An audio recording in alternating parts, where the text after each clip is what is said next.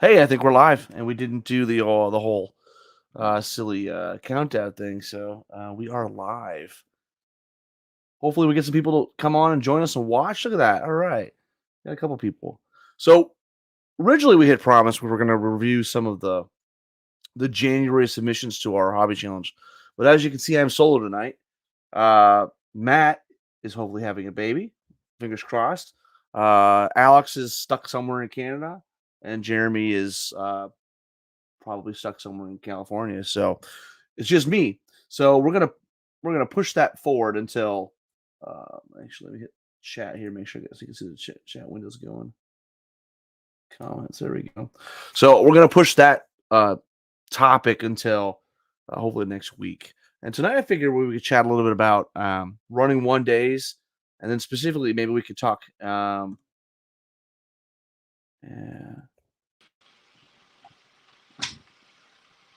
Where are you at, Austin? What's up, man? Sorry, I'm about to drive to pick up my little brother, but I can hop on and use audio, but no camera today. No worries, no worries, no worries. Got So got a got a shirt on, so I can't show my face. this is the shitless wonder for those who don't remember. So Austin is the manager of the store that we held our one day at yesterday. We had 14 players. So I'm gonna share some pictures, but what were your thoughts? Hey, and here's a question: where was Thompson yesterday? We had 14 players and Thompson didn't show up. I'm really disappointed. Maybe we lost Austin. Yeah. Well, while he's getting no power, so Thompson, that's a good answer. No power. Yeah. So for those who don't know, we're here in Memphis, and about 30% of the city is. Uh, fantastic! Did it happen? That's what we want to know. Did it happen? Do we have another little Crozier, or it's going to happen? So hopefully we'll find out tonight. Not yet. Okay. Not yet. Okay. Great. Um. So. Ooh. So it's Matt says it's coming. It's working, and so it's just a matter of time.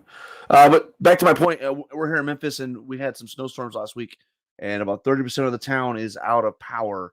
So Thompson, hopefully you get your power back. And we missed you yesterday. All right, so Austin says he's back. Let's see if we have the shirtless wonder. I'm back. Sorry, I live in the middle of nowhere and no power. That's right. That's right. That's right. That's right. So we were going to chat a little about tonight about running one days, and we're trying something audacious in the sense that we are running a single a 1 day event every month for the entire year. So you know, and Matt, yes, of course, it's not a pod. If you're not here, I've got to have my other favorite person, the shitless wonder. So so Matt, Austin, what did you think of the turnout yesterday? You actually were so enthralled by the event yesterday, you showed up to the store and you weren't even getting paid. You just Yeah, hung you just hung out because it was such a great event. yesterday, and those all fell through. So I did not get to play anything else. But I got to watch some games and see some faces that I haven't seen in a little while. So it was good to see everybody out. I think we had 14 this Yeah, week, mm-hmm. We and had then 14 players. I know we're planning March 12th for a 2,300 point another one day. Hopefully, we can get around the same numbers for that one. But it was great to see everybody. Everybody having fun, rolling dice. Not really a lot of smack talk, which I was a little disappointed in. But that comes with time. So yeah, I've got some pictures up here. We'll kind of roll through some of these pictures of the players that we had. So in this one, we got our local Ratkin players, Dan Kamek and Dan Sprayberry. And then we've got our favorite Taylor Gilliam over on the left with Chris Goad. And we've got So this is another thing I should mention. We had 3 people from Nashville that made the 3 hour drive over. So that was really fun. And so this is Tony Nelson, who's been around a long time for those of us in the U.S. that know Warhammer and Kings of War. And then we've got Swatley. Then we've got our buddy Nick Gunther and Devlin Smith. Then we've got Jackson Blakemore on the left with Chris Gibney. Yeah, it was a really.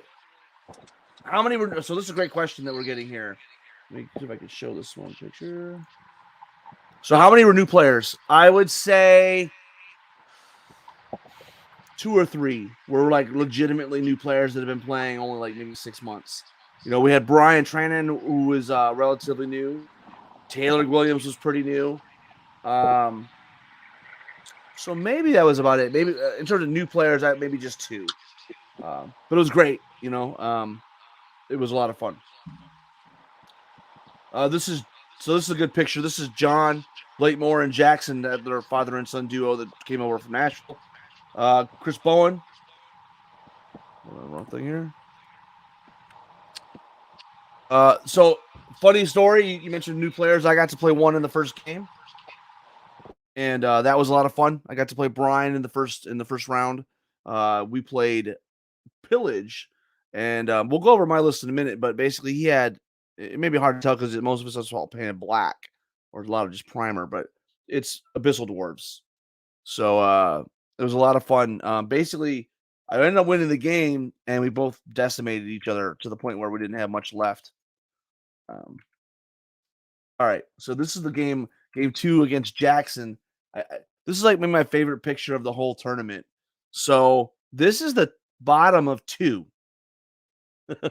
So Jackson won the toss and went first, and wanted to basically hit me first. And Gakamak here is actually on the hill fighting these siege breakers here. But on the bottom of 2, you can see, I think even the next picture, yeah, more of it. So you can see there's 1, 2, 3 combats. Oops, back up here. 4, 5, 6, 7 combats at the bottom of 2. And you know, that's just a fun day for two hitty armies when you're in combat like that quickly. So that was a lot of fun. It didn't end well for Jackson. I will tell you that. And in fact, I think I'll jump ahead. We've got a picture of Jackson somewhere in here. Should have put him in better order. There it is. So that's Jackson after being tabled by a mean old man with ogres. Which armies? So great question. We had a lot of different armies. 14. We had 2 ogre players, 2 Racken players, EOD, a couple Abyssal Dwarves, Trident Realms, Orcs, Dwarves. I'm just trying to think. We had Undead, regular Undead. We had Abyssals, and that might have been it. I want to get him back on here. Did I miss any, Austin? Other armies? What did Tony play? Tony, thank you. Yes. So Tony had like a Macedonian army that he was playing as League of Rhodia. So right. So we had a League of Rhodia as well. No Salam? You didn't show up. No Salamanders. Yeah, Thompson, we really missed you there. No Night Stalkers. No Goblins. And actually, this is the big thing for me, because had I actually had Goblins there, that's my kryptonite, man. Because let me back up and show a few more pictures, but we'll get to my list, and my list does not handle the Goblins very well. So we got a few more pictures. Taylor and Taylor and Devlin. We got Swatley rocking the Countercharge shirt, which are available. You can go into our Facebook page and click about. There's a link to the merch.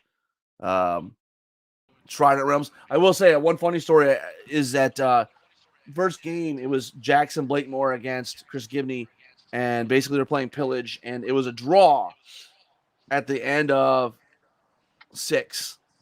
And the going into the bottom of 6, and you can see this is not a picture of the game, but this monster here was holding a token, and it turned out all he had to do was not die, and I think he needed 11 on the dice, and Jackson nailed an 11 on the nerve roll to pop the monster, to swing it from a draw to a win. And then his consolation was getting to play me, so that was he probably was ruined. Probably wish for something else. Some people say that was kind of rigged, but dude, like honestly, like they said that twice yesterday, a bunch of times yesterday. But the reality is that there were 20 and 0, 20 points to 20 points, 20-0 winners.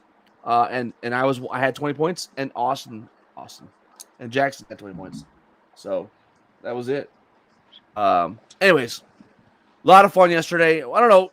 Give us your thoughts, Austin. What do you think of the day? it was good. We had a couple of new people come in. As far as from out of town, we had some guys locally that were looking to get into the game, so they got to stop by and see some people that aren't normally at the shop. The brawlers normally come up on Saturdays, and it's nothing against them, but they're not really readily available during the week, at least for most cases. So they got to see, the Memphis area. We have a good chunk of Kings of War players, but you come up to the store on our normal game night of Wednesday, you normally see like my smiling face, Rob's smiling face, and like maybe a couple more, but it's not really that many people. So seeing a tournament with 14 people and really only 3 of them were from out of town, that's 11 people from the Memphis area that we could collectively commune together and just show everybody what the game's really about. The fun of being together, throwing dice. It's not all about the competitiveness. Now I know we have some people that are uber competitive. I mean, Rob is here with us. No. But that being said, we get to show the new guys, not necessarily like this is how we do it every time, but like, they get to meet people, bounce ideas off of people. I know one of the guys is starting Ratkin, and I talked to him on Saturday while y'all had the tournament going on, and I was like, there's a couple of Ratkin players over there. You might want to, talk to them and see what ideas they have. And I sent somebody over to Bowen. I don't know if they actually talked to him, but I sent them over to. Well, Bowen's a scary guy. But Bowen can be a scary guy. For sure. Yeah, I mean, yeah, but at least have everybody have a board to bounce off of, and stuff like that. Get ideas, get commentary on what they need to be doing, and stuff like that is always good. Well, let's do this. I'm going to switch gears here. I'll bring up my list. We can talk about my list for just a minute. We'll walk through this list here. So we've got 2 troops of Red Goblin Scouts. Not nothing crazy there. But then we've got the 5 hordes of Siege Breakers, because that's what you do. We got the Mammoth, which I still think is the best thing in this list. That the big deal with the very inspiring and the brutal 2 is just great. But the call to greatness, being able to give a +1 brutal to another ogre unit, is just fantastic. Then I've got an ogre warlock. I only have 2 magical artifacts in the game, one of them being the conjurer's staff. And then I have a sergeant with the heavy crossbow. Tried it out for the first time. Pretty nice, because you can kind of move him up and he can be shooting. And then when he gets close, if you give him a flank, he's got 5 attacks, goes to 10 in the flank, hitting on 3s with crush 2. So he's no joke in combat either. And again, for 120 points, he's still 13-15 nerve. So it's the negative is obviously you give him the crossbow, it drops him to defense 4. And then 2 Berserker Bullies, one with the Blade of Slashing. That's my second magic artifact. And then Namagarok. So that's the list. Maybe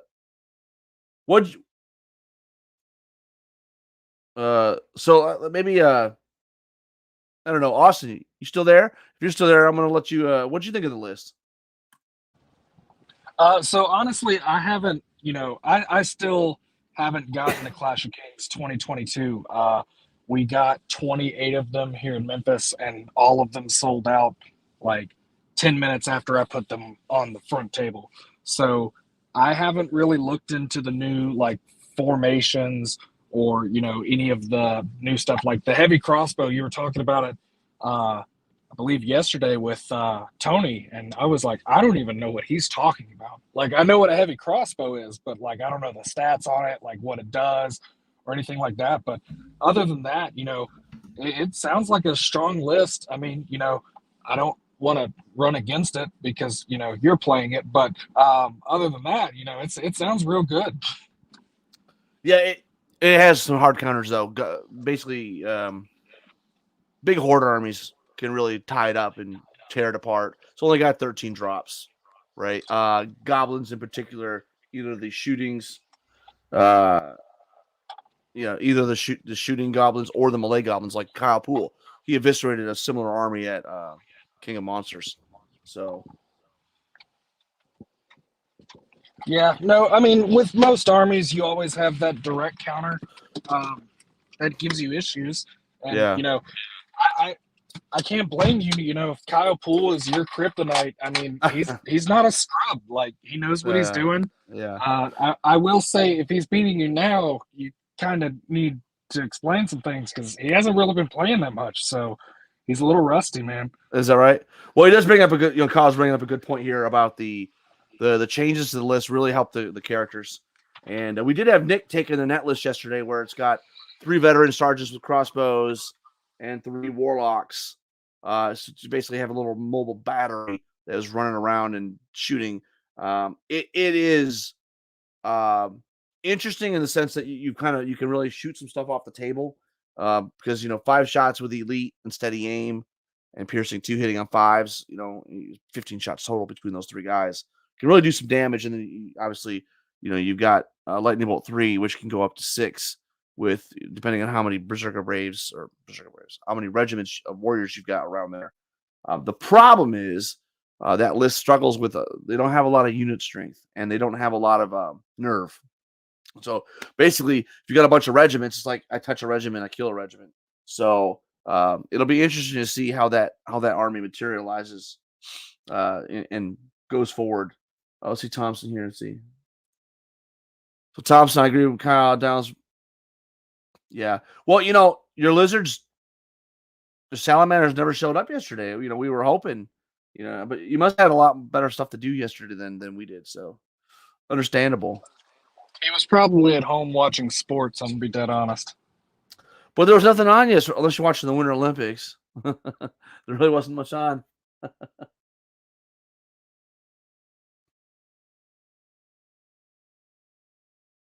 So this is a great question from Chuck. He's saying, okay, Rob, so do you play castle side up to one side and attack? What's your answer to small drop versus large horde arms? So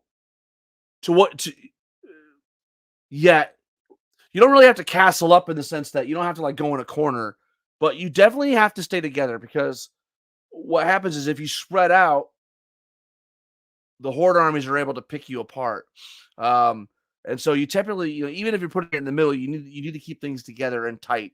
Because what happens is if they're going to hit one of your hordes of siege breakers and take them out on one punch, you need to be able to counter and hit and take punish them. I have effectively previous versions of this list where I only had like 4 hordes of siege breakers and chariots. Yeah, you can put it depends on the scenario, but you can also put it on a flank and like this I love this for invade. So I put it off on a flank and I just push the whole army forward, and then when I get past the basically right at or right past the center line, just pivot 90 and then just move the army, lengthwise down the table. Other tips about when you're out dropped, try not to get into combat early. It's hard to do, and in fact, it's a mistake I made against Kyle at King of Monsters where I got into combat like turn 2, and I should have waited till like possibly 3 or 4, because as soon as you make contact, they're starting to eat away those. They're starting to work on those siege breakers. Well, yeah, well, right. So I'm assuming this is Kyle again, but yeah. So you basically you want to avoid combat for as long as possible. Flip side though, if you're playing an elite army, just go and bust them up, Or also, I should say, if you're playing an army with like uh, heavy shooting or shooting, just push it forward and do your best and just push it in there and try to knock him out as quickly as you can. I played him against some Bissell gun line. Well, it wasn't really like gun line. He had what three warlocks, the special character, Bale, and then he had a couple flame bearer regiments. And you just push it in and you just let's see here. Yes, terrain is also really huge. A lot of times what I'll try to do is I will give up a flank that they can't fit into. So I'll position units in such a way that um, you can pivot in a way that that you can pivot and they can see your flank, but they can't actually put their regiment in. And Kyle, I think this is Kyle. Yeah, in the list, the Berserker Bullies are the real heroes because if you can bring them up along the flank, move them up 12, give them a 90-degree pivot. Um, against Jackson yesterday, I got one into the war drum, and 16 attacks. Nothing, very few things are going to survive. I mean, a horde would, but very few things are going to survive hitting on 16 attacks, hitting on threes with crushing 2. Um, Obviously, their downfall is that they're only defense 4 and they're only dash 14. So don't put them out there if they're just going to get shot. Or I've had them also wind blasted to keep them off, to keep them out of combat. So just you have to play a little cagey with them. But if you can get them into combat, they're really great. And I will say the one with the blade of slashing on them is a great choice because even if you're fighting in the front, 8 attacks, you're almost always going to have at least one miss. So it pays for itself. But yeah, going back to what Chuck said, terrain's key. Anchor one, if you have a battle line. I wish I had some. I don't know if I have any let me see if I got any pictures from the games yesterday of me lined up. See if I've got any good pictures here. No, we played. Well, so this is a good example. Here's a good example, Chuck. So this is me spread out. Now, this is more of an elite army because I know you're having a hard time seeing it, but basically he's castled up in the middle, and my goal is to basically move up and refuse the center and then kind of bring on the flanks. And in his army over here, he's got 2 hordes of golems, and then what you can't tell because obviously it's black painted models, but he's got 4 regiments. There's one here, here, here, and here. Regiments of Immortal Guard. These 2 in the middle have the Crushing 1 upgrade, and then these 2 do not. And I might have that flipped. But because you can see he's got the formation, he's got the Infernox back here, and then he's got a horde of Decimators. So what's great about this when I see this is, oh my God, your Decimators are back here. So the worst case is if I can keep you nice and tight, when you are shooting me with your Decimators, I'm gonna be getting cover. And so over here, I've got 2 Berserker Bullies and some Scouts. Their goal is to and I should mention he's got some Gargoyles back here that he misplayed. This is a forest, and so I was able to get on second turn, get a bunch of stuff way up here, up on the hill, right around the hill, and he couldn't do anything about it because the stuff that could reach him couldn't see him. And so in this layout, basically I've got Scouts, 2 Berserker Bullies, got a Mammoth, Siege Breakers. Here's my Veteran Sergeant. I'm still trying to figure out what in the heck to do with that guy, where to put him. Siege Breakers, Siege Breakers, Siege Breakers, Siege Breakers. And then I've got a Warlock. I got Namagrok here, a Warlock here. And then there's some Scouts back here. So in this one, I kind of slowly moved this line up, right?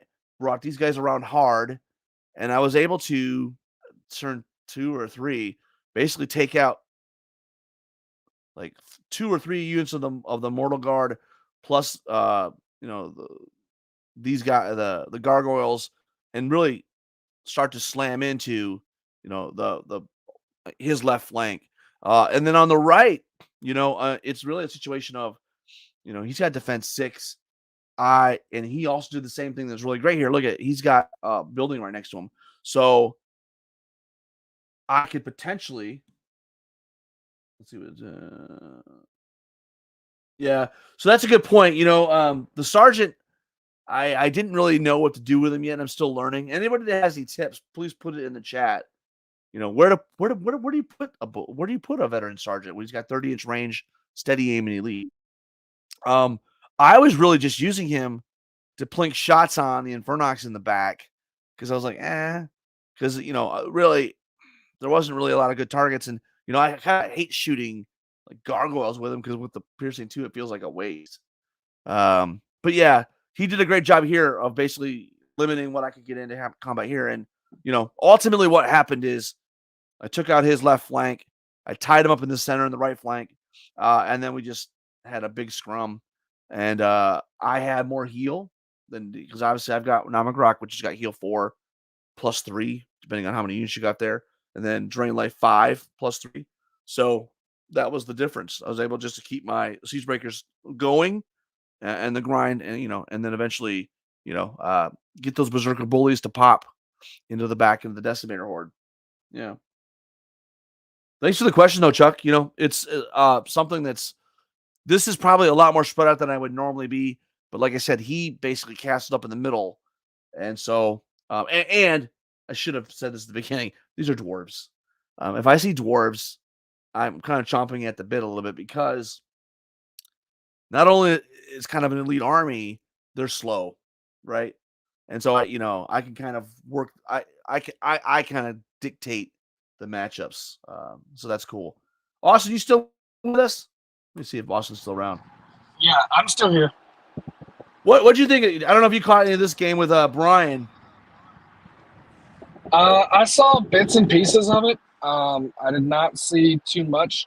I did see that he was a little castled on the center, and also as an ogre player that is crazy and runs 2 legions of chariots. That's what I want because I'm just gonna ride up onto your flanks and turn towards the middle and just take a unit off a turn. With whatever I need to do. His gargoyle moves, as you mentioned a minute ago, the gargoyles being the chaff piece with their speed and such a slow army, I feel like that's because, I used to have abyssal dwarves. That was the hardest part for me. Is like, at what point is it time for them to actually go up and be in the fray and actually be that mobile riot shield, if you will, as opposed to a normal chaff piece when you think in other armies. Like for us, we've got the flea or the scouts and the sniffs, that we're riding around with that just keep up with whatever we need them to keep up with. They do have the higher speed, but with ogres, their move 10, we're move 6 base on most of our stuff, so it's normally a couple like 4-inch gap. Normally isn't a hindrance to us. But when you're moving speed 4 base, having that 6-inch gap, well, I guess technically closer to 5 after you, factor in the base of the gargoyles. But still, regardless, if you throw them out too far, they're not high nerve, but they are chaff pieces.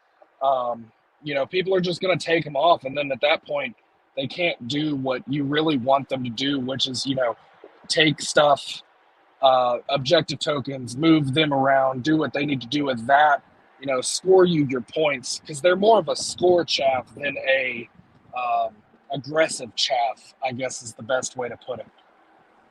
Yeah. Let me scroll and see if I can find a picture of my game with let's see here. So yeah. See, this is a good. Let's see if I wish I had a better picture of that. So we'll go here. All right. So this is the game 2. And again, if you, it's hard to tell, but basically I was pretty centrally located. And basically it's really hard to tell, but you got this giant tower in the middle. And on the right side of the tower, I had 2 hordes of siege breakers, some scouts, a berserker bully, and the veteran sergeant.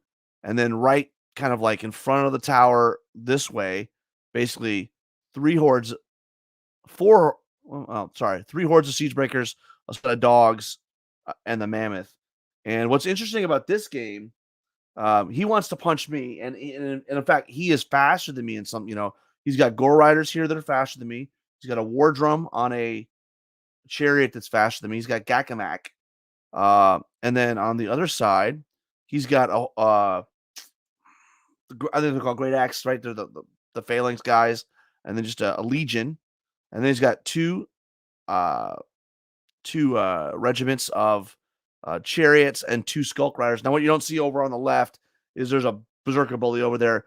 This was the push scenario, and he put all of his tokens over here. And there's a tower back in the bottom left hand corner of the table where I had a berserker bully that popped out and kind of threw him for a tizzy a little bit because I mean the berserker bully can charge 13 to 15, right? And his chariots are only height 3, so they can't see over the hill. And so I was able to kind of like with nimble kind of get in there, do a few wounds on one unit, pop to another unit, and kind of just dance around. And so it kind of distracted him, and so his chariots were kind of preoccupied. And so this is the top of 2, and what I basically did was, excuse me, sorry. Now this is the the bottom of 2. So he had gore riders, and war drum and Gakamak up closer like this, right? He sent Gakamak in because he did try to cast Shadow Beast on Gakamak, and then which he only got 1 success, and obviously he put 4 wounds on the siege breakers, which didn't pop him. But what I was able to do is put the dogs on the bottom of 1. I basically put the dogs like right in front of his whole army, including Gakamak. Gakamak can get around it because he's got nimble, right? He's an individual. But what happened is he couldn't get his gore riders, and he couldn't get his war drum around it. So he chose to back up. But I had already planned for that. So I'm like, okay, you can back up 4 inches, right? Because you move 8. So I was already set up for a 12-inch charge. And what was unfortunate for him was 12 inches. Actually, I was still on the hill here. So these guys came off the hill with Crush 2, Thunder 1. And then I basically had to throw the dogs into this unit because these guys had to finish off Gakamak first. But I had a Berserker Bully over here, which was in the flank of the War Drum. So basically these dogs that were like right here go to the Gore Riders. Berserker Bully charges the flank of the War Drum. These guys come off the hill into these Gore Riders. These guys smash Gakamak and come down. And the veteran sergeant's hanging out, not knowing what to do because there's nothing to shoot. And then the second thing, which actually I think was a huge disadvantage to him, was I think I would have put the Legion here and I would have put the Great Axe here. Because I know he's thinking, okay, Phalanx, I'm going to lose the Thunder Charge, but the only thing in my army that has Thunder Charge is the Mammoth, but he's got Strider. So, he's 12 attacks, but he's got Rampage D6. So up to 18 attacks, hitting on 4s with still crushing 2. And if these guys are only, these guys are lower defense than over here. So what he basically allowed me to do is, again, I should have mentioned, dogs went right here, went like right here, which meant they were sort of trapped. I moved up my whole army. And this is, unfortunate for him. That basically let all 3 of these units get into this one unit. Now, I'm sure he's going to learn from this and not make the same mistakes again. But basically, these guys wipe these guys out, pivot, next turn take these guys out, and at that point, all he has left is 2 chariots and 2 skulk riders. But this is like an extreme case. This is like a horde army that, well, it's not really a horde army, is it? Because I mean, he's only got 1, 2, 3, 4, 5, 6. He doesn't have that many more units than I do. But he had more movement. I think he just didn't deploy it right. I think having the chariots back here off to the side where I didn't have anything. I mean, I had a Berserker Bully. That's probably allocated too much to his right flank. So I don't know, Austin. You saw this game. I don't know how much of this game you saw. Oops. On Sorry. all of it, I just saw bits and pieces. I got called dice cancer yesterday, so I wasn't trying to hang around too much. I mean, Tony called it in your game. Like I walked over to check out what was going on, and his dice just took a massive turn south. Um, I mean, I don't know if you planned that. I don't know if I planned that, but no one will ever know if I planned that because that's just Yeah. what I do. But Yeah. if it makes everyone feel better, my dice roll like trash almost always. So Yeah. Yeah. I mean, what I'm trying to do in every case is where I need it, I'm trying to throw multiple units in because I need to pop you on the charge, and then I want to pivot. And I've got in the 2,300 point list, I've got 2 troops of dogs, and the berserker bullies that are also chaff, and I'm willing to throw away if that means I get to charge you first. So yeah, it was a fun time, and as you alluded to in the game 3, I got to play Tony, and unfortunately, I didn't get any pictures of Tony's army, but it was or any of the pictures of our game, but it really just came down to one mistake where after combat he didn't pivot a Dogs of War unit, and I got a hindered flank with a horde of siege breakers, and that was kind of the coup de grace at that point. But it was a fun time. What were your final observations about the event yesterday, Austin? I mean, like I said earlier, getting the people to come out and have fun, not really care about winning, just play the game. That's something I think a lot of us take for granted is the fact that we actually get to go and play games. There's still places that, like, I know there's a few shops in Memphis that don't do open play right now. So Right. being able to get out and actually play on a table, I mean, don't get me wrong, I like UB for its functionality, but I'd much rather be in person.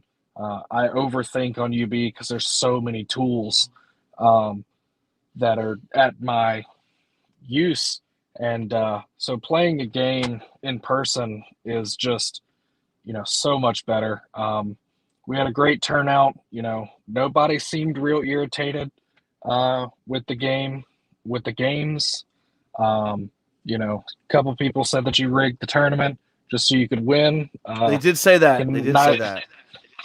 can neither confirm nor deny that happened because I wasn't paying that close of attention. But I know Mike got to play, and he doesn't get to play that much Kings. So I know he was a little reluctant to play, but I know he had fun. You can read like a book. So when he's having fun, he's joking, he's real loud. If he's having a bad game, he's louder than if he's having a good game, though. So you can Well, you got to definitely play tell from Gibney. across the room. Yeah, you got to play Gibney, so that's always a fun time. And I know Nick had to drop. He had something happen, so he had to drop. So we're really happy that Mike was able to jump in and keep the tournament rolling. Yeah, I did end up winning the event, but tabletop TO, man, I hit the button and it makes the matchups. I don't know what to say.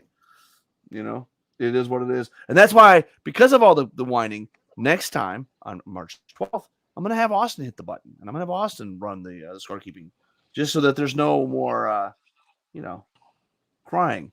And you think this tournament was rigged? Just wait till the 12th. Well, if you rig it, that's fine, as long as I'm not the one rigging. No, that's fine. I'm gonna make sure everybody plays their least favorite opponent. I Okay. know who they like and who they don't like. They Oh, talk I to me see. now. I see. Yeah. Well, it was a fun time. And if you guys are out there and you actually have a local store, have a tournament. I'm telling you, like it draws a crowd. It's a spectacle. As you mentioned yesterday, we had people that were just getting into the game. They were able to come out, meet the local players. We had lots of players that didn't come out. Like we mentioned Thompson, but we've got Will. We got 3 or 4 other guys that routinely play with us that did not make the trip, right? For whatever reason, maybe had family stuff. So, and I'm sure they saw these pictures and were like, man, I'm jealous. Right. And it's gonna build. And so I don't know, man, March 12th, are we gonna have 20? Maybe. Man, I'm hoping. I want to see around the 20 to 24 ballpark. We've got the people for it. And then, what is it, June 24th and 25th, or 25th and 25th and 26th. 26th? Yes. Okay, Yes. yeah. Good point. King of Memphis. If y'all are available, King of Memphis. It's a 2-day out at our local shop here in Memphis. We're looking to try to get 36 people. We've got a good chunk of people signed up now. We've got a few tickets left, so let's hop on it. If you're wanting to join us, we'd love to have you out. Come check out our store, meet some of the people that you don't know, and some of the smiling faces of Memphis and some of the more not smiley faces of Memphis, but you'll see it all. And this, and you get to play in a Southeast tournament, which has its own reputation all to itself, So yeah, I'll just reiterate what Austin just said. June 25th and 26th, 2022. It's our second Kings of Memphis. We had 24 players the first year. We'll have 20. Well, we'll hopefully have 36 this year.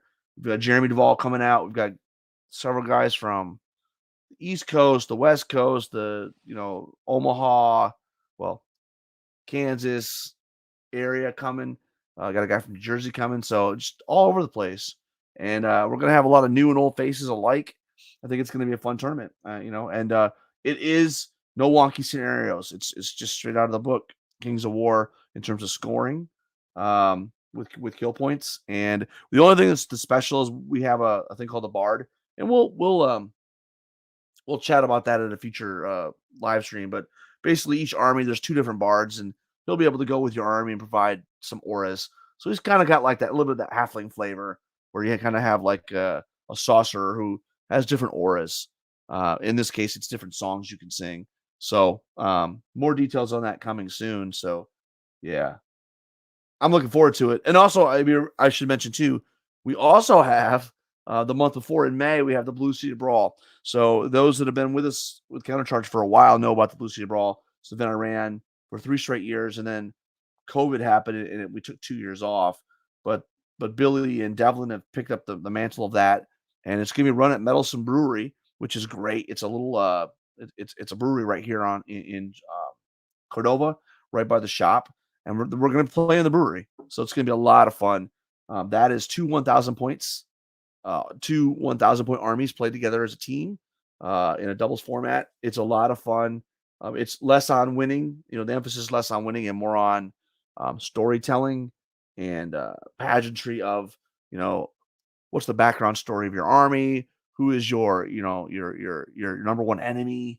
It's just a lot of fun, and we have a big thing in the morning when we kick off like an opening show, and we've had just some of the craziest stuff. I can't we've had Jake Cherapika and Greg Person have set the bar pretty high. They've done, interpretational dance. We've had people sing songs, so it's a wild time. If you want something, that's a little bit different, that might be up your speed. Should also mention, if it's your first tournament, it's a great way if you've got a person to go with to dip your foot into going to a tournament, because you have a partner the whole weekend. We don't split you up. It's like you guys are together and you're going to play 2-on-2 in 5 games, and so you get to play with them, and if it was your first tournament, that would probably be a really great way to do that, because you got a wingman or a wing mom, depending on Austin, have you played in a doubles event too before, right? Yeah, I played at Living Legends Mm-hmm. way back in 2019, I want to say, Yeah. is when you dragged me out there, like the week after I picked up the armies.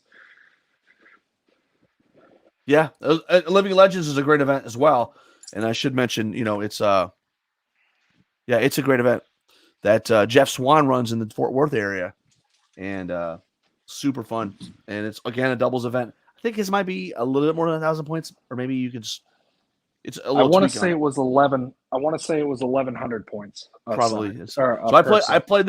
played in that event the first 2 years they had it. Super fun. So yeah, I think originally we were going to talk about clocks, but we've used up almost a whole hour, and we ended up getting into discussion about poor or ogre play. So on my part, Because Chuck, I'm a one man. I got one tactic, which is just to push it forward, and hope you let me hit you first, and let me hit you hard. So, but we'll have to table that. I think next week or the week after we'll have to get in a discussion about clocks, because one of the things that we did, we went 2,300 points yesterday, and a lot of people didn't use clocks, and struggled to get, and we had 2 hour rounds, and they were struggling to get, some players were struggling to get done in 2 hours. And so, I'd be curious, I'll make a link, or actually in the comments on the Facebook page for this live stream. You're playing 2,300 points. How much time do you think you need? We're going to move it up to 65 points per player. So what is that? 2 hours and 10 minutes. 65 minutes, not 65 points. No, 65 minutes per player next time, which is 2 hours and 10 minutes. So we're going to give them an extra 10 minutes, but I'd be curious. Dan Kamek will still time out. Yes. I'm curious though, those of you listening, how many points, at 2,300 points, how much time do you think you need? I realize too, it's army dependent, right? 2,300 points of ogres, I'm never timing out. 2,300 points of ratkin, 2,300 points of goblins, maybe, right? You have a lot more to move. So, what are your thoughts on clocks, Austin? I know it's a learning curve. A lot of people have issues with them. It is not something that I normally have to worry about. Again, my main army right now is ogres, so pushing around a couple units, I don't normally time out. My thing is normally I don't take enough time. I'm normally on the other end where we'll finish the game and I'll still have 25 minutes on my clock. Push stuff around, kill some stuff, have some stuff die and move on. The best tactic is push it forward, obviously. Well, that is the ogre way, right? We did have, obviously 2 hours. I think 2 hours is fine for 2,300 points. But to be fair, I'm saying that as an ogre player. So, we're gonna try. We're gonna try 65 minutes per player and see how that goes. Because we did have a few players that struggled to finish their games. I'm looking at you, John Blakemore, and Dan Sprayberry. And Dan Kamek, who I think actually timed out. If we want to point fingers, no, he in the Dan on Dan game, Sprayberry timed out, but Kamek still finished with a minute left. Right, and that was Ratkin on Ratkin. So, yeah. So, please put your thoughts on how much clocks. And another question I have for the audience is, how do you get people that are new players? How to get new players to try a clock and just to use a clock? I am one that if you try a clock, it makes the game go so much smoother.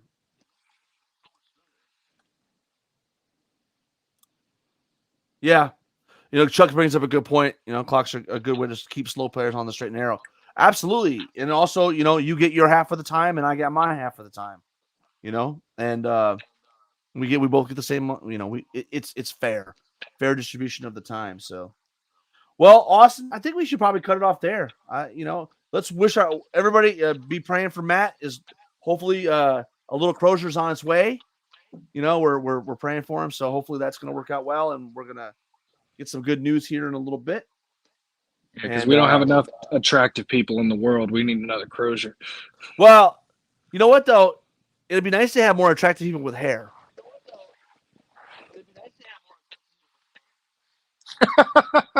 It took a while for that to register. To That's fair. Yeah, that's fair. That's fair. He's not watching anyway, so it's okay. So, all right, Josh, do you want to take us out?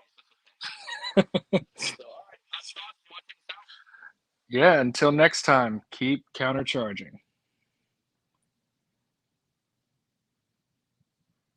Thanks, everybody. Have a great week. We'll talk to you soon.